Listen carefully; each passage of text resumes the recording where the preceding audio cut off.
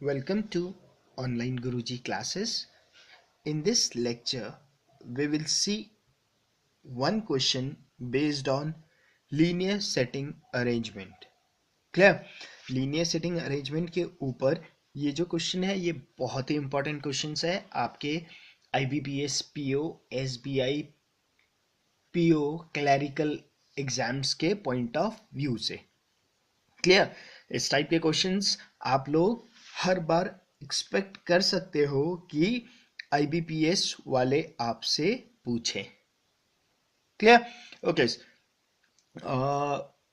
जिन लोगों ने अभी तक मेरे फेसबुक के ग्रुप ऑनलाइन गुरुजी को ज्वाइन नहीं किया है उन लोगों से रिक्वेस्ट है कि आप लोग मेरे फेसबुक के ग्रुप ऑनलाइन गुरुजी को पक्का से ज्वाइन कर लो. बाकी मेरे यूट्यूब के चैनल ऑनलाइन गुरुजी को भी पक्का से सब्सक्राइब कर लो.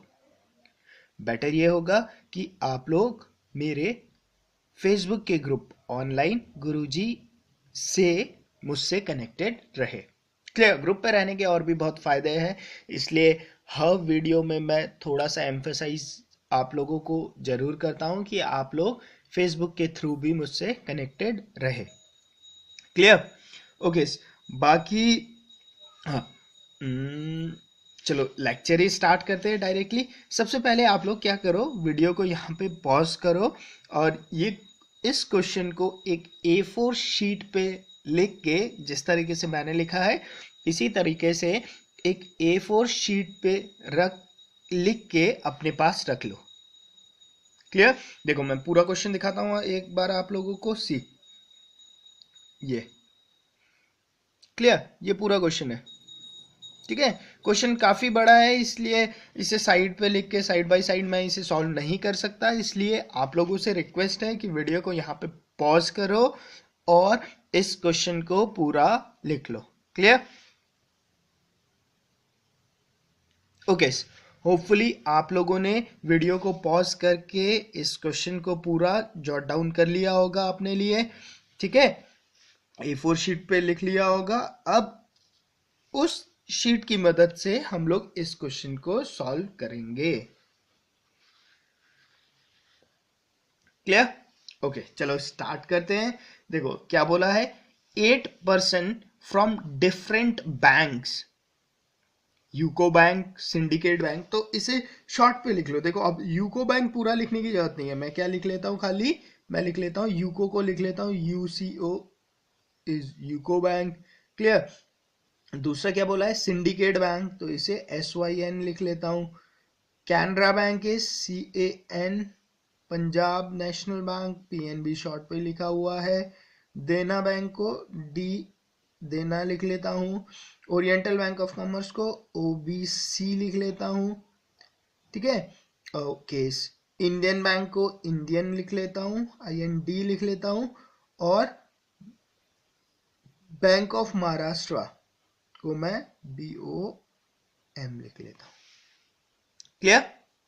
सबसे पहले बैंक को उनके मैंने शॉर्ट नेम से रिप्रेजेंट कर दिया. ठीक है? Are sitting in 2 parallel rows containing 4 people each. ठीक है? 2 पैरेलल रो में बैठे हैं, टोटल 8 लोग हैं. क्लियर? और 2 पैरेलल रो पे बैठे हैं और हर रो पे कितने लोग हैं, 4 लोग हैं. In such a way that there is equal distance between adjacent person. इस हिसाब से बैठे हैं कि सच दैट जो भी लोग बैठे हुए हैं एडजेसेंट लोगों से, मतलब अपने आजू बाजू वाले लोगों से, उनके बीच का डिस्टेंस क्या है, सेम है, इक्वल डिस्टेंस है. In row 1 ABCD are seated and all of them are facing south. ठीक है? अब देखो क्वेश्चन, इस क्वेश्चन को जो बेसिकली फ्रेम था वो 2 हिसाब से बन सकता था. सी मैं यहां पे बताता हूं. अगर मैं डायरेक्शन की बात करूं,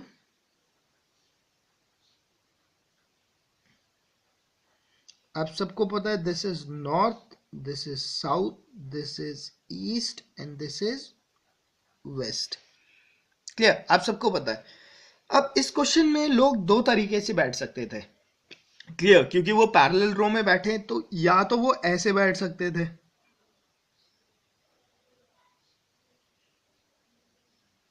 क्लियर, वैसे तो रो बैठे हैं तो ऐसे ही बैठा होगा। क्लियर, वो कॉलम पे भी बैठा सकता था, वो ऐसे भी बैठा सकता था।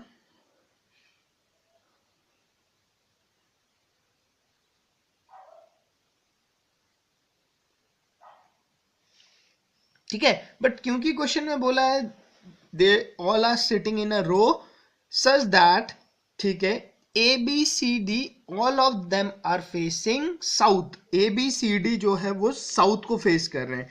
क्लियर, तो मेरा ऐसा हो सकता है कुछ 1 2 3 4, 4 लोग यहां पर कौन से, ए बी सी डी, और वो लोग कहां देख रहे हैं, साउथ को देख रहे हैं।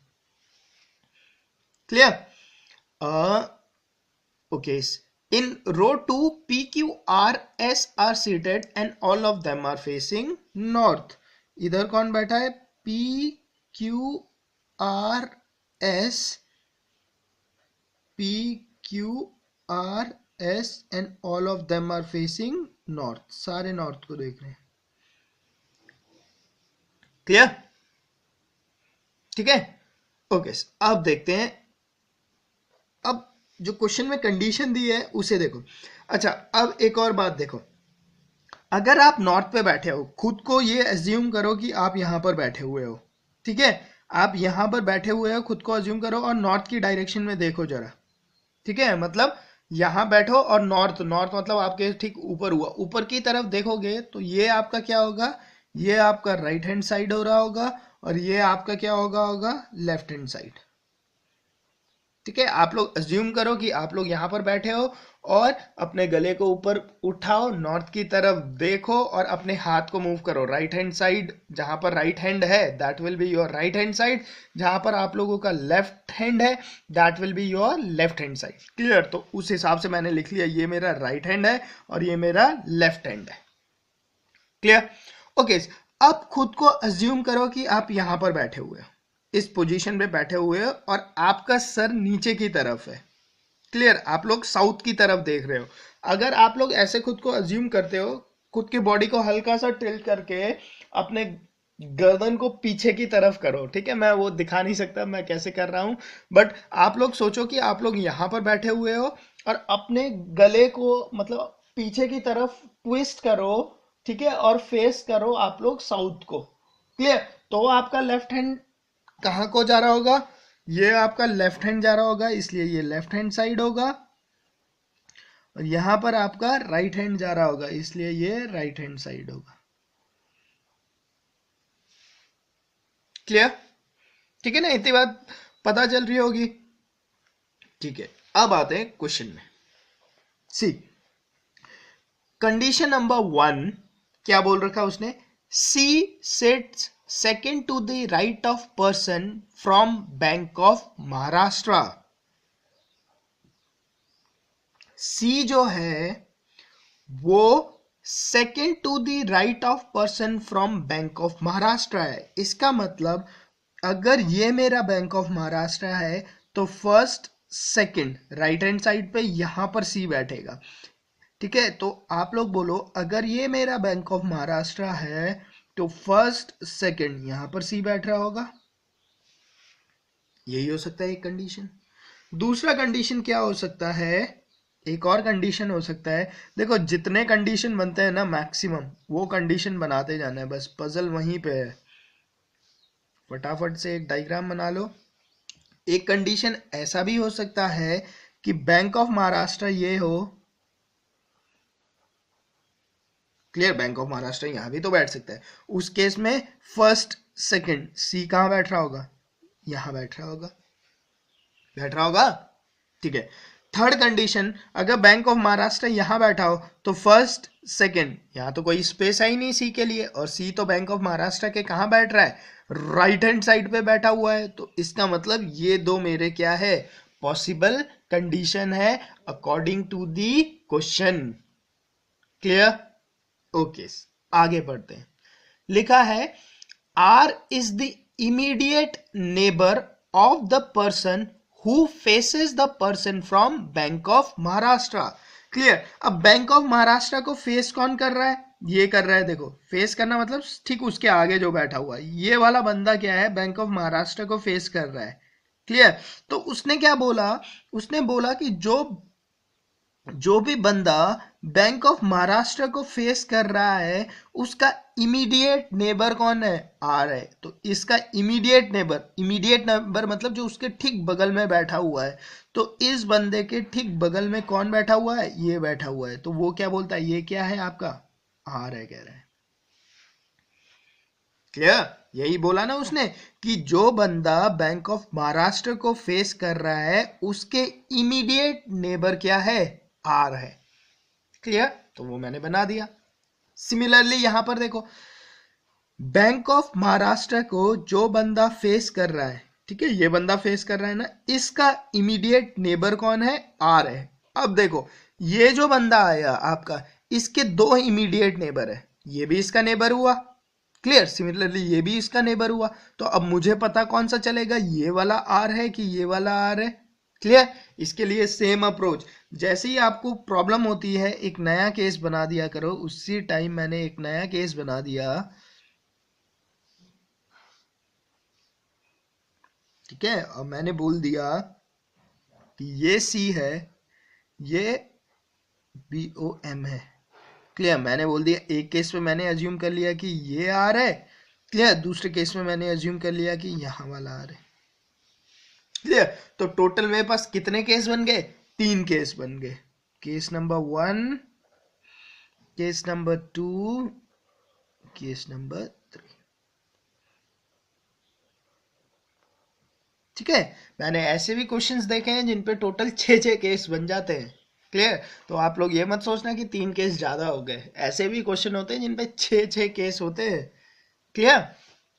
ठीक है, बस क्लैरिटी के साथ चलो, जो बोल रहा है वो करते चलो। ठीक है? और ये नहीं, एक केस नहीं अज्यूम करना है। सोच लिया बैंक ऑफ महाराष्ट्र का इमीडिएट नेबर आ रहा है तो बस यहां बैठा दिया। अरे यार ये भी सोचो, ये भी तो इमीडिएट नेबर है ना। क्लियर? तो सारी पॉसिबिलिटी को लेकर साथ में चलना है। क्लियर? जहां ये चीज सीख गए, पॉसिबिलिटी को, सारे पॉसिबिलिटी को एक साथ लेकर चलना सीख गए, वहां पर क्वेश्चन खत्म आप लोगों के लिए। पजल, फिर आप लोग चाहोगे कि यार सिर्फ पजल का ही क्वेश्चन आए। Clear?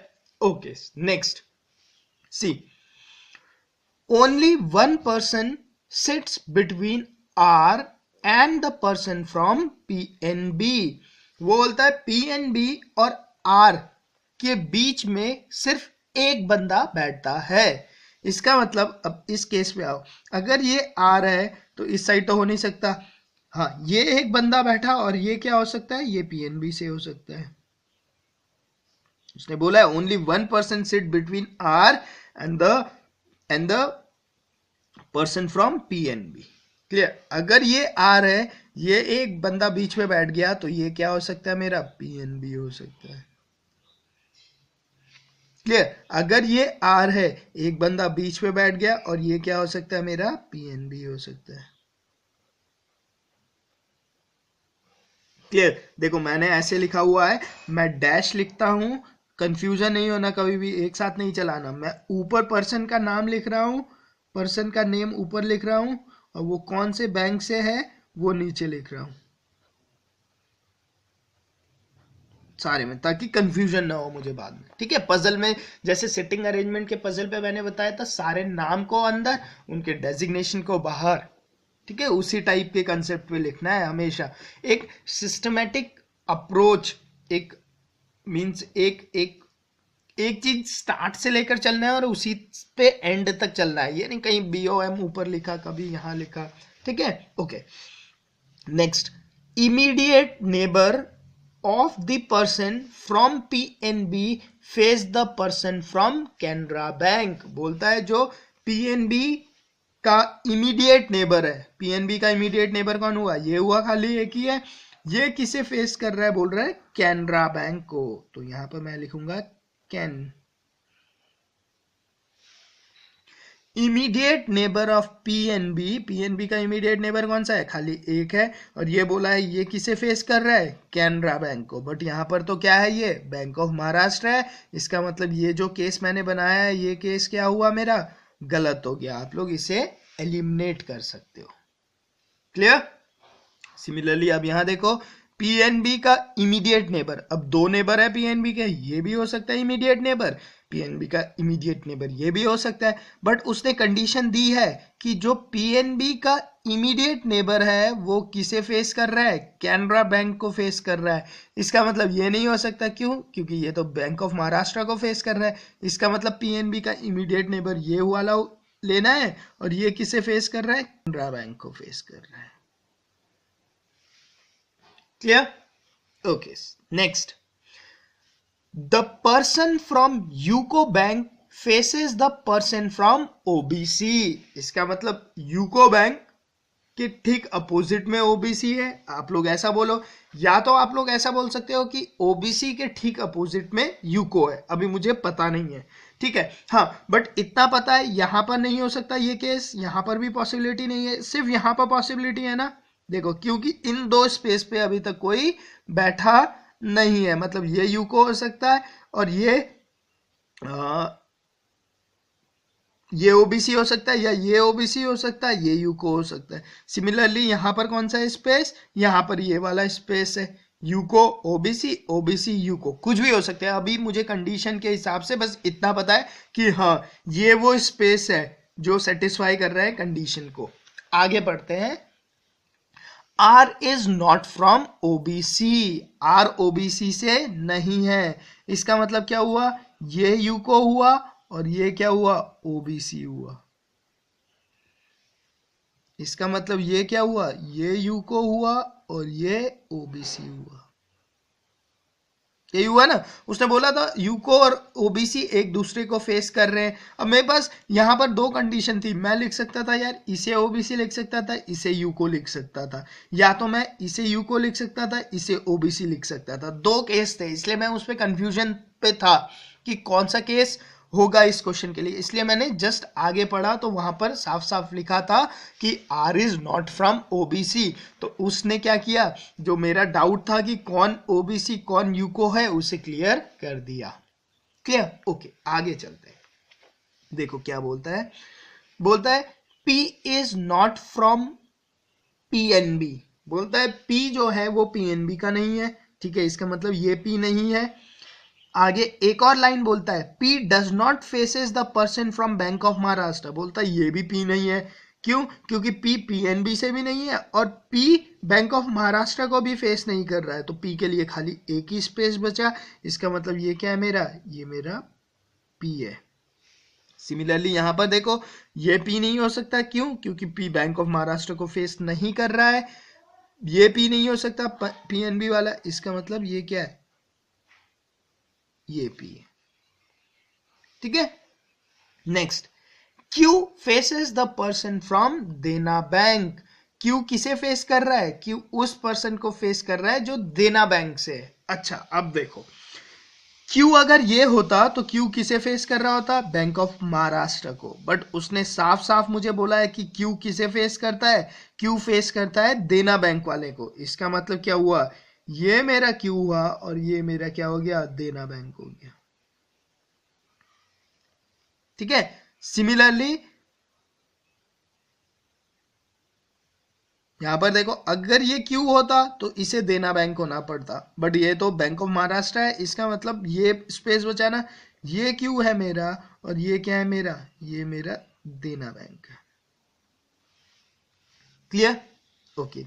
The one who sit, the one who face S, the one who face S, S के लिए एक ही स्पेस बच गया, ये एस है और ये एस है। क्लियर, एक ही स्पेस बचा हुआ है वो एस का है। क्लियर, बोला क्या है, the one who faces S sit to the immediate left of A.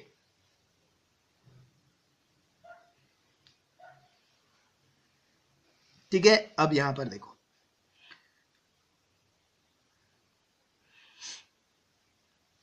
ठीक है, अब देखो क्या बोला उसने, सी, उसने बोला the one who face S, जो फेस कर रहा है एस को, एस को फेस कौन कर रहा है, BOM फेस कर रहा है। Clear, the one who faces S sit to the immediate left of A, A के इमीडिएट लेफ्ट पे है वो। इसका मतलब ये ए है, ये ई का इमीडिएट लेफ्ट हुआ और ये किसे फेस कर रहा है, एस को। क्लियर। सिमिलरली यहां पर देखो, the one who faces S, जो एस को फेस कर रहा है वो क्या कर रहा है, वो इमीडिएट लेफ्ट ऑफ ए है। इसका मतलब ये ए हुआ। क्यों? क्योंकि ये ए है, इसका इमीडिएट लेफ्ट क्या है, ये है, और ये किसे फेस कर रहा है, एस को फेस कर रहा है। ये कंडीशन उन्होंने दे रखी है। क्लियर। Next, B's does not sits any of the extreme end. B क्या है, एक्सट्रीम एंड पे नहीं बैठता है। अच्छा, केस नंबर 1 पे आओ, देखो यहां पर अब बी के लिए क्या स्पेस है, या तो बी यहां बैठेगा या तो बी यहां बैठेगा, बट उसने तो मुझे कंडीशन दे दी कि बी क्या है, बी एक्सट्रीम एंड पे नहीं बैठा हुआ है। इसका मतलब ये वाला केस जो हम लेकर चल रहे थे ये क्या है, मेरा गलत है। इसका मतलब क्या हुआ, बी क्या है, यहां पर बैठा हुआ है। क्यों? एक्सट्रीम एंड पे नहीं बैठा तो बी यहां पर बैठा है। तो ये ए हो गया, ये बी हो गया, ये सी हो गया, मतलब ये क्या हो गया, मेरा डी हो गया। क्लियर। ओके, आगे पढ़ो। The person from bank of Maharashtra, जो BOM से does not face the person from syndicate bank. Bank of Maharashtra वाला किसे फेस नहीं करता, सिंडिकेट बैंक को फेस नहीं करता। मतलब सिंडिकेट बैंक कौन सा है, ये वाला सिंडिकेट बैंक है। क्लियर।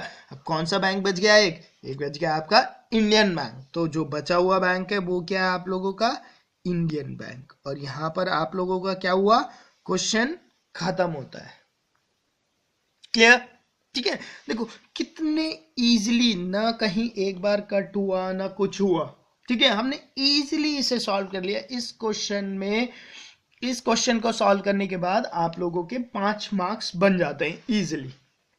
क्लियर। और यहां तो मैं आप लोगों को समझा समझा के लिख रहा हूं एक एक स्टेप। ठीक है, अगर एग्जाम्स में सेम क्वेश्चन आता है तो it will hardly take you 5 minutes, 4 to 5 minutes, और इसके 5 क्वेश्चन आप लोग इजीली सॉल्व कर सकते हो। क्लियर। ठीक है, बस जो क्वेश्चन में बोल रहा है आपने बिल्कुल वैसे करते जाना है। बस एक चीज का ध्यान रखना है कि क्वेश्चन ने अगर बोला है तो उस केस की सारी पॉसिबिलिटी आप लोगों ने चेक करनी है। क्लियर।